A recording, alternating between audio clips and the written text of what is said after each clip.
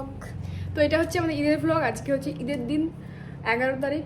তো ঈদের দিন দুপুরবেলা এখন আমরা রেডি হয়ে গেছি, একটু ভিডিও করব আর ঘুরতে যাব, দেখি কোথায় ঘুরতে যাওয়া হয়। আর এই ভিডিওটা এখান থেকে শুরু হচ্ছে।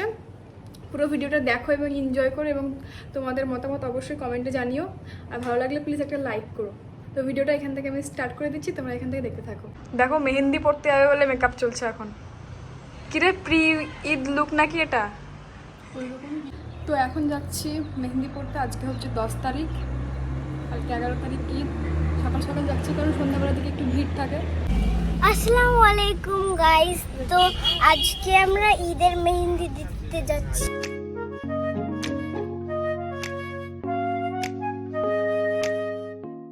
মেকআপ করেছে ব্লগ করবে বলে। চলো ভিতরে যাই, এখন দেখি। ভান্ডা ফল দে, তোর ভান্ডা পড়েই দেবো। এসে দেখছি এখন তো বন্ধ, এখনো বসেনি। আগেই চলে আসলাম, সেরকম পছন্দ হলো না। এখন আমরা উপরে যাচ্ছি, দেখি উপরে কি নেওয়া যায়।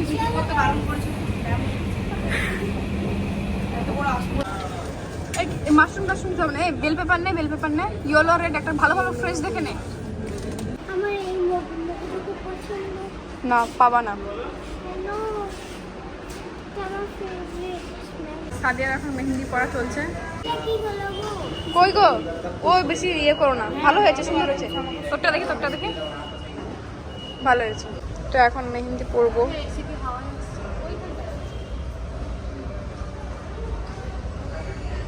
মেহেন্দি পড়তে পড়তে আমি যে ডিজাইন দেখিয়েছিলাম একদমই সেরকম হচ্ছে না, তাই আমার মুখটা দেখে তোমরা বুঝতে পারবে।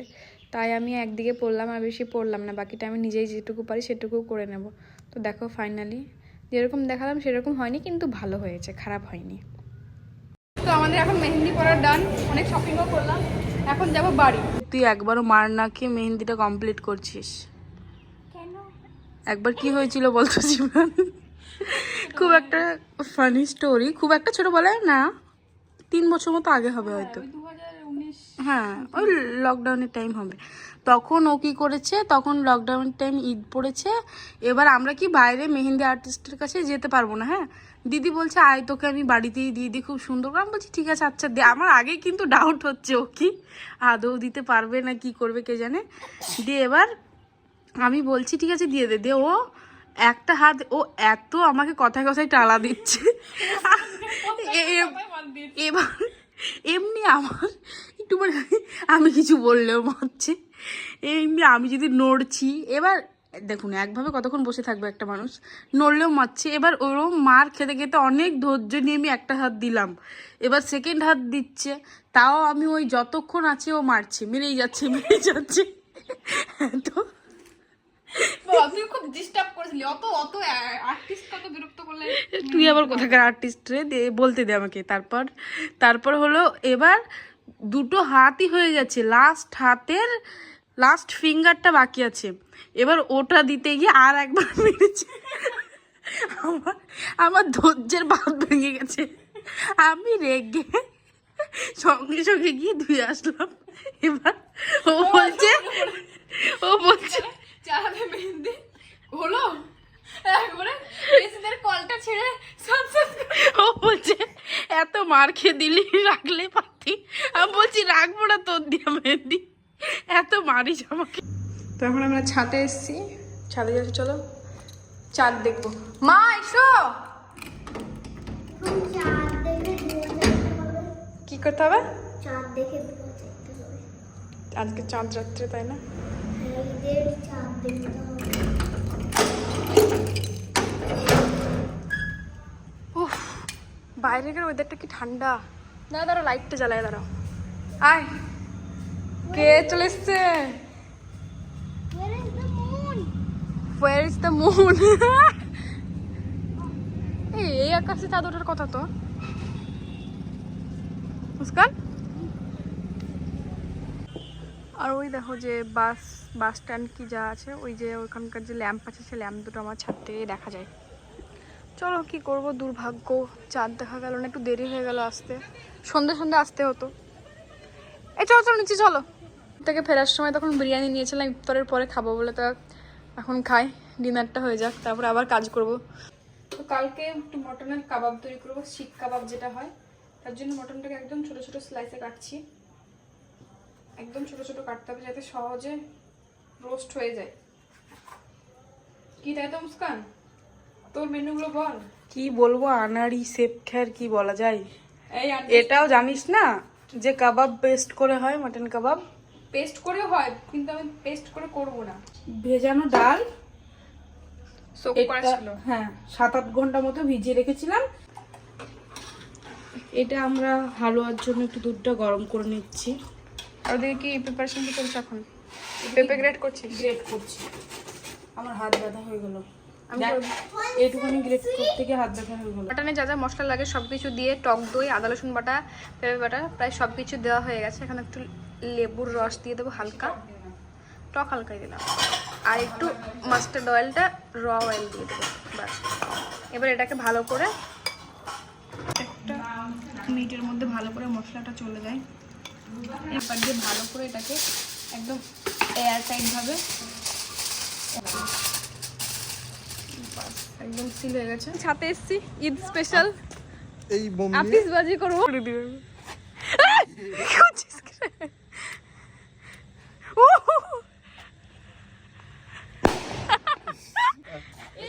এইগুলো হচ্ছে ওনার ছেলে, আর এনার দাদা এখনো আছে। দাদা আছে, দাদা এনার এখনো দাদা আছে, ওর আবার দাদার দাদা আছে। ও দাদা, আমার দাদা আমাকে দেখা।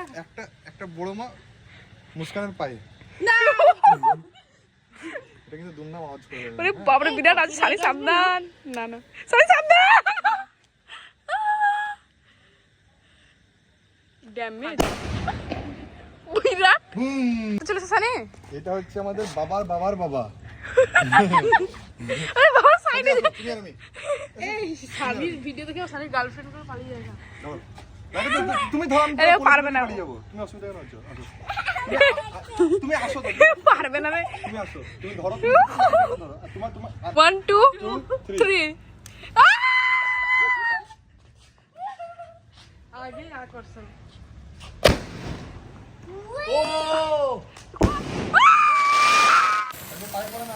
দারুণ মজা লাগছে। মুস্কান কেমন লাগছে?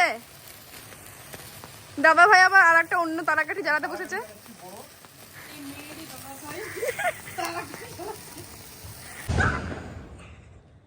জোড়ায় ফাটাবি,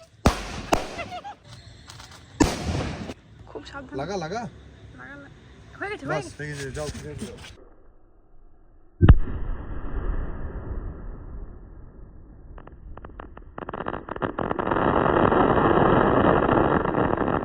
ফাটাতে যাচ্ছে, এই 1 2 পালিয়ে যা। সিমরান পালিয়ে গেছে ওদিকে, আমাদেরকে রেডি।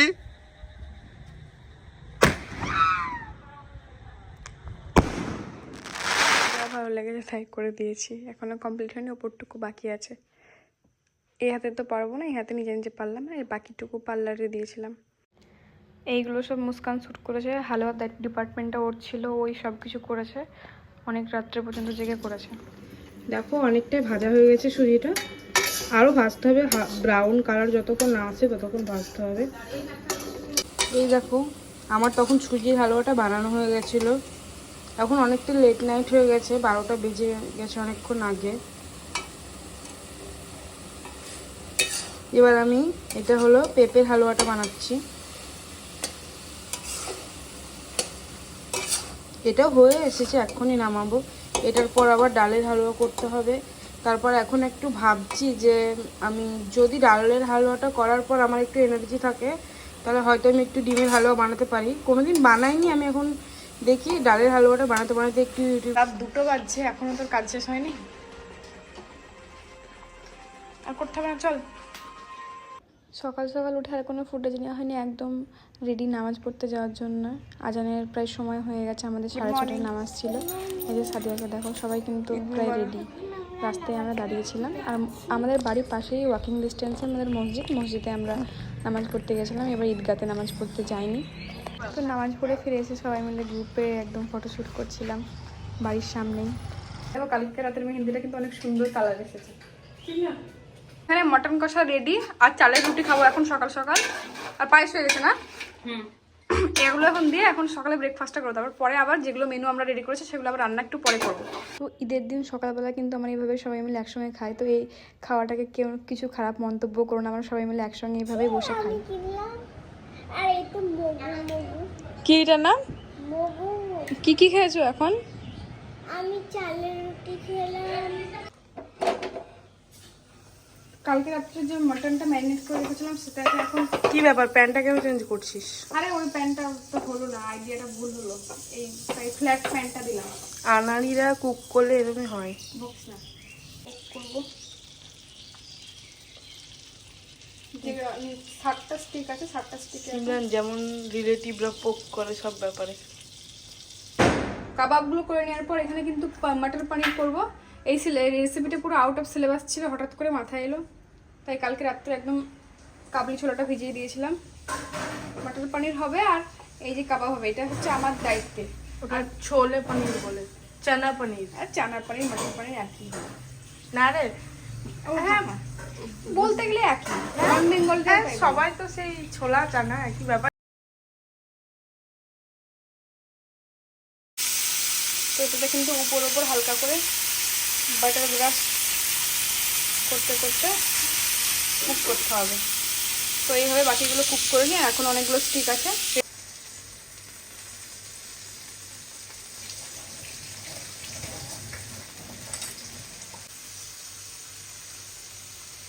খুব ভালো কিন্তু অ্যারোমাটা বেরোচ্ছে বলতে। একদম হোটেলের চেয়ে ডিলিশিয়াস লাগছে। হোটেলের চেয়েও ডিলিশিয়াস লাগছে। হ্যাঁ অত পাঠাতে হবে না।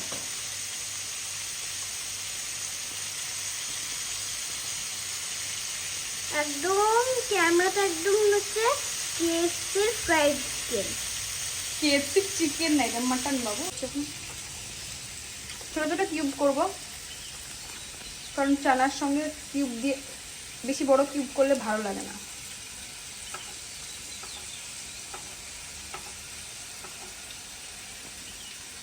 তন্দুরে করতাম, আমাদের তন্দুর অবশ্যই আছে, একদিন করবো, তাহলে আরও বেটার টেস্ট করতো, কিন্তু তাও ভালো টেস্ট করবে। তো কাবাবগুলো এখানে রেডি। এক্সট্রা যে বাটার কি ফ্যাট আছে সেটা একটু এখানে ঝরে যাক, তারপর এগুলো সার্ভ করবো চাটনি আর গ্রিন চাটনি আর স্যালাডের সঙ্গে। পাপা আসুক তখন একসঙ্গে খাবো।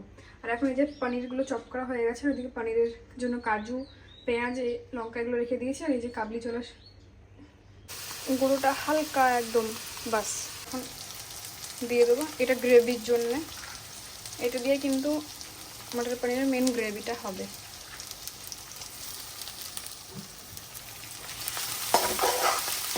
আমি রেসিপিটা একটু হোয়াইট হোয়াইট রাখছি, তার জন্য হলুদের ব্যবহারটা করবো না। ঘি অ্যাড করব 1 চামচ মতো, এলাচ 5টা দিয়েছি, কাঠ, জয়িত্রী, জায়ফল নেই, আর একটা স্টার মশলাটা আদা রসুন অ্যাড করে সমস্ত মশলা, গরম মশলা সব কিছু অ্যাড করে ভালো করে মশলাটাকে কিন্তু কুক করা হয়ে গেছে। আর যত গোটা মশলাগুলো ছিল আমি ওগুলো সব ফেলে দিয়েছি, কারণ আমার গোটা মশলা ভালো লাগে না। এখন এতে অ্যাড করব 2 টেবিল স্পুন টক দই। তারপরে আমি এখানে কিছু ক্রাশ কসুরি মেথি অ্যাড করলাম, এটাতে কিন্তু টেস্টটা অনেক বাড়ায়।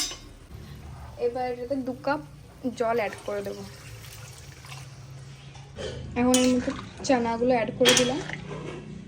তো মটর পনিরটা রেডি হয়ে গেছে। এখানে অল্প করে দিতে পারছি না, একটু করে ফ্রেশ ক্রিম দিয়ে ডেকোরেশন করে দিলাম, ব্যাস কমপ্লিট।